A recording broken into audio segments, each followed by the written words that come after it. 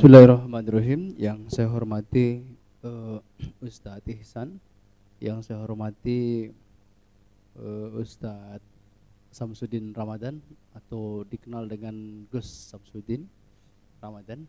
Kalau Gus Samsudin saja nanti lawannya silat merah itu, silat merah. Tapi beliau adalah Gus Samsudin Ramadan. Yang saya hormati para tokoh, para alim ulama, para kiai, para cendekiawan yang hadir pada hari ini. Sebelumnya mohon maaf terlebih dahulu, kehadiran saya tidak bermaksud untuk berceramah, karena saya hanya sekedar berbagi informasi informasi berkaitan dengan peraturan perundang-undangan. Sementara kalau untuk menceramahi rasanya tidak elok begitu ya, di hadapan para alim ulama, para cendekiawan, para asatid, para ustadz. Alhamdulillahillazi hadana li hada wa ma kunna linahtadiya laula an hadanallah, asyhadu an la ilaha illallah wa asyhadu anna Muhammadan abduhu wa rasuluhu la nabiyya ba'da. Qala Allah Ta'ala fil Qur'anil Karim, a'udzu billahi minasyaitonir rajim. Bismillahirrahmanirrahim. Ya ayyuhallazina amanu in tansurullaha yansurkum wa yusabbit aqdamakum alayya. Mohon maaf nanti kalau ada batuk-batuk. Ini dari sejak aksi di depan Dubes itu radang tenggorokan. Radang tenggorokannya jadi suara lantang, sementara ininya pakai speaker masjid. Saya kira pakai apa tuh namanya ya? Pakai toa ya. Mestinya aksi jangan pakai toa.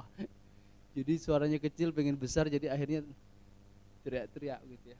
Sepulang dari situ radang tenggorokan. Radang tenggorokannya dipegang leher langsung sakit. Ini sampai detik ini. Berkaitan dengan MK. MK itu kalau menggunakan undang-undang dasar yang lama itu tidak dikenal MK. Jadi undang-undang dasar 45 yang lama itu tidak ada yang namanya MK. Tapi berdasarkan hasil dari amandemen itu jadi perubahan. Jadi kalau ada yang bilang menyatakan bahwa UUD 45 itu harga mati, tidak boleh diubah, tidak boleh di apapun. Buktinya undang-undang dasar diubah sebanyak 4 kali. Itu menandakan bahwa tidak ada yang harga mati gitu ya. Jadi MK itu kalau berdasarkan UUD yang baru, yang lama tidak ada. Tapi berdasarkan perubahan itu jadi ada. Jadi nanti kalau misalkan ada yang menyatakan kita kembali ke UUD lama, UUD yang asli, maka banyak lembaga itu akan hilang. Di antaranya adalah MK. Itu pasti akan hilang itu, tidak itu dikenal ya, dalam undang-undang lama itu tidak dikenal. Jadi akan banyak lembaga-lembaga serta kementerian yang akan hilang. Nah kemudian pertanyaan berikutnya adalah manusia sebetulnya dia dalamnya masyarakatnya tidak sepakat dengan kondisi ini, maka dia dapat mengubah kesepakatan baru lagi. Jadi tidak ada yang istilahnya harga mati. Semuanya dapat diubah berdasarkan kesepakatan. Buktinya adalah Undang-Undang Dasar 45. Dahulu NKRI pun berubah berkali-kali. Jadi tidak ada yang bilang NKRI itu harga mati, karena kita sudah pernah berubah-ubah berkali-kali. Ya, pertama kita NKRI, kemudian berubah menjadi RIS, Republik Indonesia Serikat. Republik Indonesia Serikat itu dipimpin oleh Perdana Menteri. Ya, Perdana Menteri, nanti ada negara Indonesia Timur, negara Pasundan, negara Sumatera, kan begitu. Itu RIS, Republik Indonesia Serikat. Dari RIS akhirnya balik lagi ke kesatuan NKRI. Nah, pertanyaannya tidak ada harga mati, semua dapat diubah sesuai dengan kesepakatan. Bahkan tanpa kesepakatan pun dapat diubah. Siapa yang dapat mengubah itu tanpa kesepakatan? Kepala negara dapat mengubah sekehendaknya. Nah itu. Jadi oleh karena itu di dalam bernegara ini tidak ada yang harga mati, semuanya dapat diubah. Termasuk bentuk negara, dari NKRI menjadi RIS, dari RIS berubah menjadi NKRI, dan seterusnya. Nah gitu ya. Nah itu jadi perubahan itu sesuatu hal yang sangat dinamis. Nah berkaitan dengan yang terjadi saat ini, perlu diketahui bahwa kepala negara itu dia punya kewenangan semuanya. Dari A sampai Z itu kewenangannya ada di kepala negara. Tetapi kepala negara karena pekerjaannya terlalu banyak, akhirnya dia dibantu oleh para pembantunya yang disebut dengan menteri. Ada pembantu yang bukan menteri tapi setara menteri. Ada apa saja itu lembaga yang setara menteri. Polri, Kapolri itu langsung di bawah presiden. Tapi tidak disebut menteri, tapi lembaga negara setingkat kementerian. Apalagi Kejaksaan Agung, Mahkamah Agung. Siapa yang menyaksikan pengangkatan Mahkamah Agung? Pasti presiden. Kemudian menyaksikan pengangkatan Hakim MK, siapa? Ketika disumpah, pasti di hadapan presiden. Siapa lagi? Semua itu semua di bawah presiden. Jadi tidak ada yang disebut dengan setara, itu tidak ada. Makanya teori demokrasi yang menyatakan apa disebutnya ya, lupa saya istilahnya itu, kalau bahasain trias politika, setara itu nggak ada setara. Yang paling tinggi adalah presiden dan semuanya adalah pembantu presiden, termasuk MK. Ya, dia yang menyaksikan, ya, yang menyaksikan diangkat sumpah hakim itu adalah presiden. Nah berkaitan dengan MK, sebetulnya presiden itu bisa mengubah undang-undang secepat kilat. Ya, jadi secepat kilat itu bisa melalui apa? Melalui Perpu. Misalnya nih ya, ada undang-undang yang menghambat keinginan presiden, maka presiden dapat terbitkan Perpu. Sebagaimana presiden menerbitkan Perpu untuk HTI. Kalau menggunakan undang-undang akan lama itu. Tidak boleh dicabut badan hukumnya sebelum diuji dulu di persidangan. Dia salah apa enggak? Kalau dia salah baru dicabut. Kalau tidak salah tidak bisa dicabut. Itu kalau menggunakan undang-undang. Tapi presiden tidak mau menggunakan undang-undang itu. Akan terlalu lama menggunakan itu. Maka diterbitkanlah Perpu. Jadi presiden itu adalah dapat membuat undang-undang secepat kilat. Disebut Perpu. Nah kalau presiden syarat menjadi capres, kan itu minimal 40. Presiden bisa nggak mengubah itu dari 40 menjadi tidak terbatas? Bisa menerbitkan Perpu. Tapi kalau presiden langsung menerbitkan Perpu, nanti kata masyarakat, ah ini mah kepentingan politiknya terlalu nampak. Itu seperti membasuh muka sendiri. Terlalu nampak. Presiden tidak mau lakukan itu. Jadi yang presiden lakukan adalah melalui tangan lembaga lain yang disebut dengan MK. Menguji di MK undang-undang yang berkaitan dengan batasan usia cawapres dan capres. Nah itu begitu, melalui MK. Gitu ya. Nah oleh karena itu, tetapi sebetulnya MK itu tidak punya kewenangan untuk mengubah norma. Jadi MK itu tidak boleh mengubah dan tidak boleh menambahkan. Itu tidak boleh. Karena yang boleh buat undang-undang itu cuma dua, yang bikin undang-undang itu cuma dua, DPR sama presiden. DPR sama presiden. Itu hanya yang boleh hanya dua itu. MK tidak boleh bikin undang-undang, tidak boleh bikin pasal. MK kewenangannya hanya menguji apakah pasal ini bertentangan dengan UUD apa tidak, hanya itu batasannya. Jadi dia tidak boleh mengubah norma atau menambahkan atau mengurangi, itu tidak boleh. Dia hanya boleh menyatakan bahwa ini bertentangan atau tidak, hanya itu saja. Nah itu. Tetapi pada case yang sekarang, yang Anwar Usman ini justru menambah norma. Menambah norma. Gitu ya. Menambah norma, batasnya tetap 40, dikecualikan bagi yang pernah punya pengalaman menjadi pejabat daerah, kepala daerah. Jadi orang tidak boleh mengendarai motor tanpa SIM.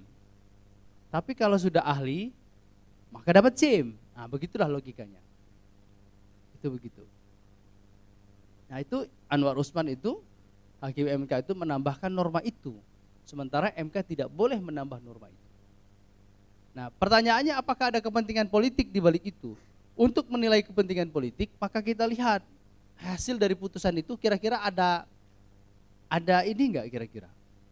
Ada dampak enggak? Nah, itu saja melihatnya. Kalau ada dampak, ya, misalnya untuk kepentingan tertentu, maka itulah kepentingan politik. Tadi saya bilang bahwa presiden itu bisa saja meloloskan anaknya dengan menerbitkan perpu. Bisa saja. Ganti undang-undangnya, diterbitkan perpu hari ini. Kalau perpu hari ini diterbitkan, langsung berlaku atau tidak? Berlaku. Meskipun ditolak sama DPR nanti dalam waktu 40 hari. Kan yang penting berlaku hari ini daftar. Setelah daftar undang-undang itu ditolak, tidak masalah. Kan yang penting pendaftarannya ada undang-undang dasarnya. Perpu tadi. Tapi kalau presiden pakai perpu, terlalu nampak kepentingan presiden untuk keluarga, maka gunakanlah tangan MK.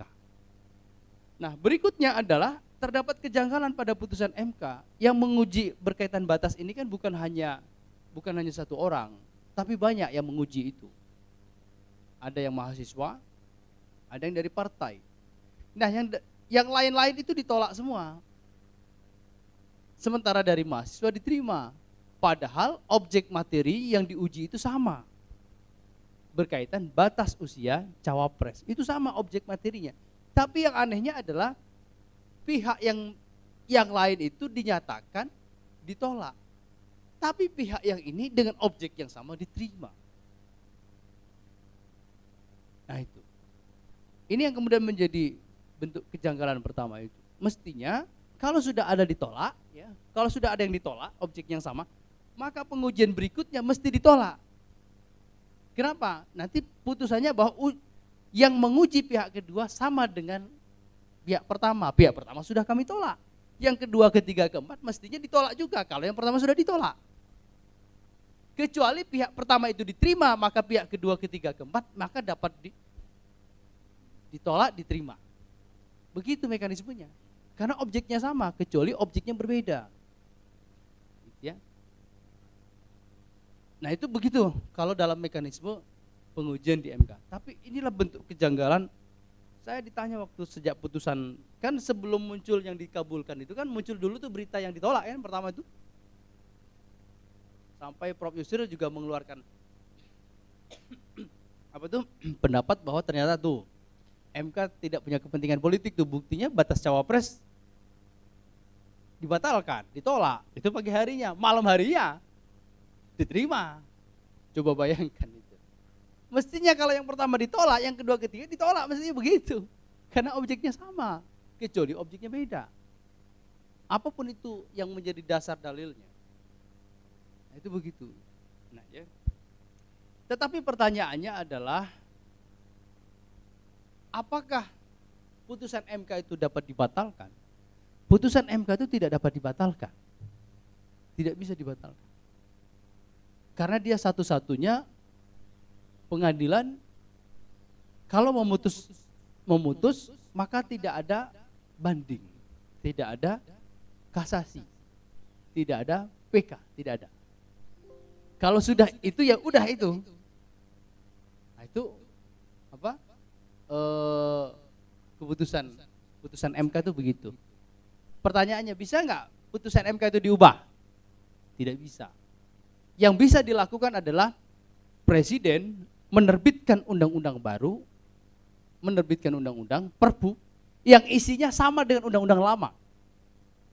Itu baru bisa. Seperti presiden waktu itu undang-undang Cipta Kerja itu kan dibatalkan oleh presiden, oleh MK. MK menyatakan bahwa undang-undang ini secara formal menyalahi mekanisme pembuatan undang-undang. Oleh karena itu undang-undang ini dinyatakan tidak berlaku, tidak konstitusional. Nah, begitu. Selama 2 tahun kalau tidak diperbaiki, maka dia tidak berlaku. Itu MK. Nah, pertanyaannya gimana caranya undang-undang yang sudah dibatalkan tadi dapat berlaku? Presiden terbitkan perpu yang isinya apa? Sama dengan yang dibatalkan. Jadi oleh karena itu kalau memang presiden tidak punya kepentingan politik berkaitan dengan anaknya, terbitkanlah perpu yang isinya undang-undang yang lama. Begitu loh. Kalau memang ini. Nah, inilah jadi oleh karena itu mekanismenya begitu. Jadi tidak, misalnya kemarin ada Dewan Kode Etik ya, Mahkamah Kode Etik. Membatalkan tidak bisa membatalkan. Jadi MK itu begitu. Sekali putusannya tidak dapat diubah dan tidak boleh di ini. Nah, itu. Jadi oleh karena itu apakah ada kepentingan politik? Sangat nyata sebetulnya kepentingan politik, yaitu berkaitan dengan nyapresnya anaknya presiden. Jadi ada 2 hal yang harus dibedakan. Satu perbuatan orangnya, yang kedua putusannya. Nah, ini 2 hal yang berbeda. Putusannya itu apapun isinya, mau kacau sekalipun, dianggap tetap berlaku. Orangnya kalau bersalah, ya diproses, ditangkap. Nah, itu saja. Kenapa begitu? Karena kalau putusan itu dapat diubah-ubah, maka tidak perlu ada pengadilan. Jadi pengadilan akan runtuh wibawanya. Kalau begitu nggak perlu pengadilan. Wong buktinya putusan aja bisa diubah-ubah. Nah, itu. Jadi kalau sekali putus, sekalilah itu. Hanya itu saja. Tidak ada lagi mekanisme itu. Berarti apapun keputusannya ketika sudah ditetapkan betul, itu berlaku. Berlaku. Tinggal orangnya aja yang ditangkap. Kalau memang ada, ya kalau ada pelanggaran di situ, misalnya ada gratifikasi, misalnya begitu. Nah, itu situ aja sebetulnya. Ya. Iya, jadi saya ingin sedikit di luar pembahasan MK. Hukum kita itu bersumber dari, kita flashback sedikit, kita ini berasal dari Romawi sebetulnya. Hukum yang dipraktikkan di Indonesia ini berasal dari Romawi. Itu bisa kita lihat dari seluruh undang-undang yang diterapkan. Ada sebagian itu yang diterapkan berasal dari Romawi. Yang saat ini yang berlaku yaitu KUHP. KUHP pidana maupun KUHP perdata. Itu dari Romawi. Dari Romawi ya, dikompilasi, dikumpulkan oleh Prancis. Dikumpulkan oleh Prancis, dikodifikasi, dibukukan oleh Prancis. Prancis melebarkan jajahan perangnya sampai Belanda kalah perang lawan Prancis. Ketika Belanda kalah perang lawan Prancis, maka Prancis memaksa kepada Belanda untuk menerapkan undang-undang yang ada di Prancis.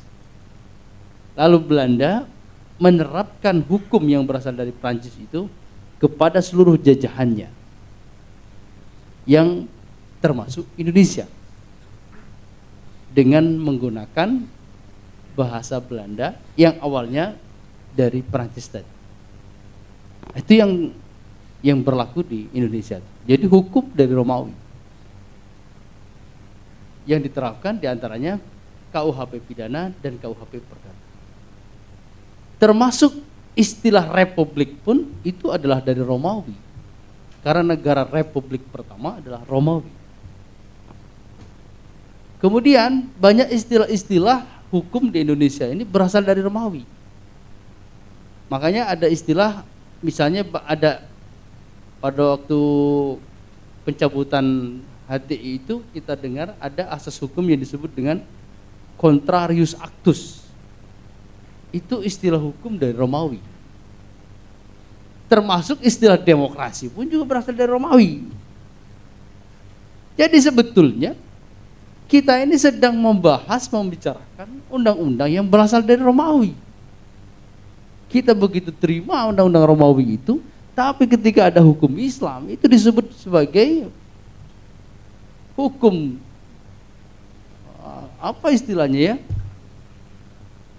dari hukum dari padang pasir begitu ya, kadal gurun, kadrun gitu ya.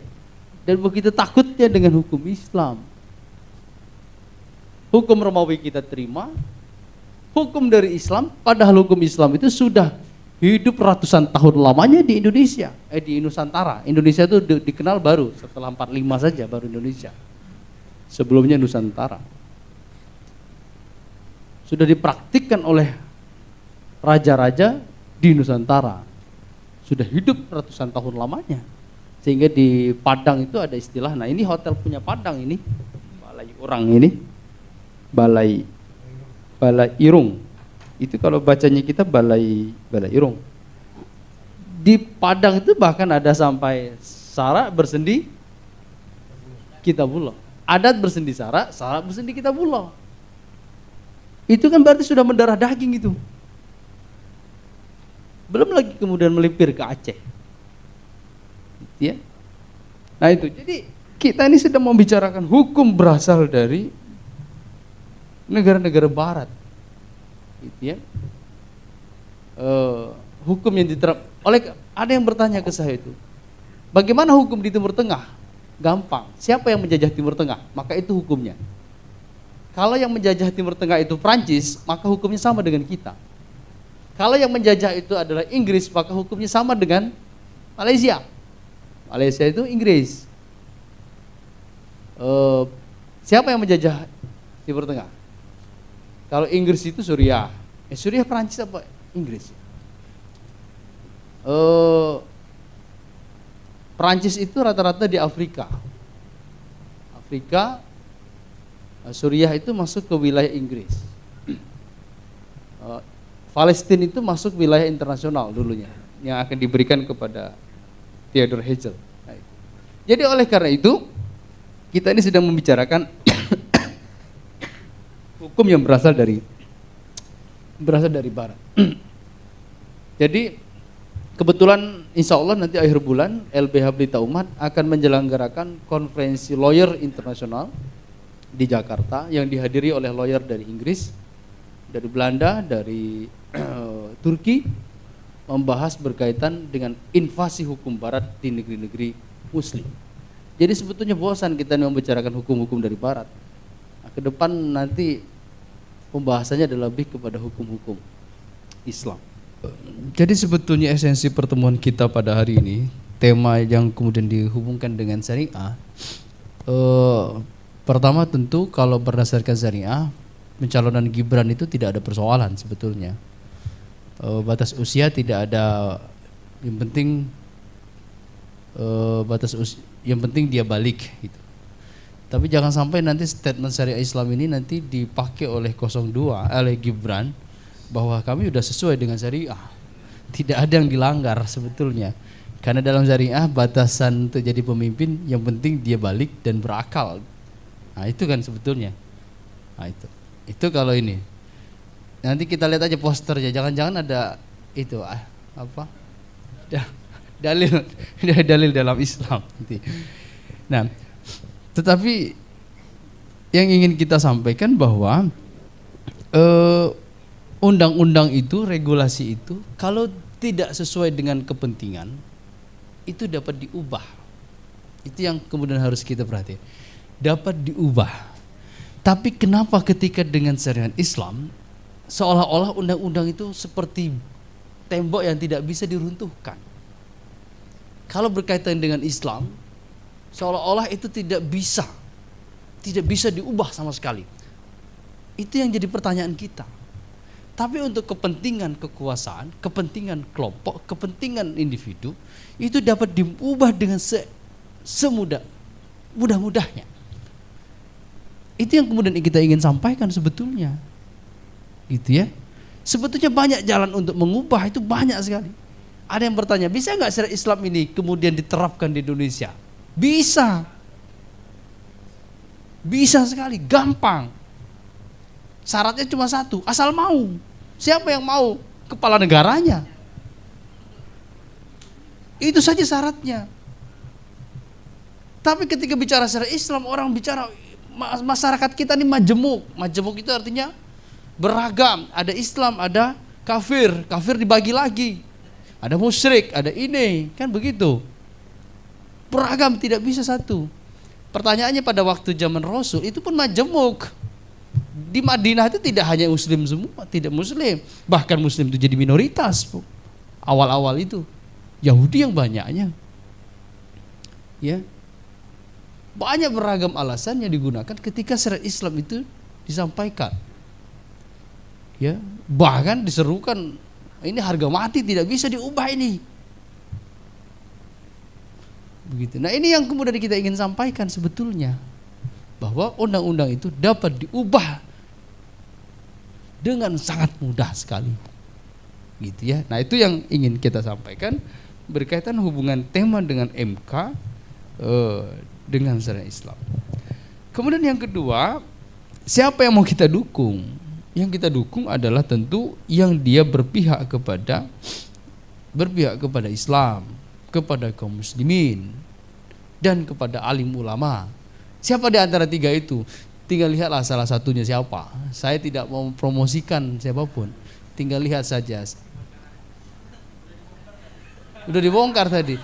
Kita lihat saja. Dulu ya Prabowo saja dulu didukung oleh jamaah kita. Sampai banyak yang meninggal itu waktu demo Bawaslu itu. Ada yang meninggal nggak? Gitu loh ya. Jamaahnya luar biasa itu. Kalau kita lihat berdasarkan siapa jamaahnya, Prabowo dulu jamaahnya 212. Saya ingat betul itu waktu demo Bawaslu itu yang pakai sorban hijau itu pada dan semua. Apa yang terjadi? Lagi-lagi lawan kekuasaan tidak akan bisa menang.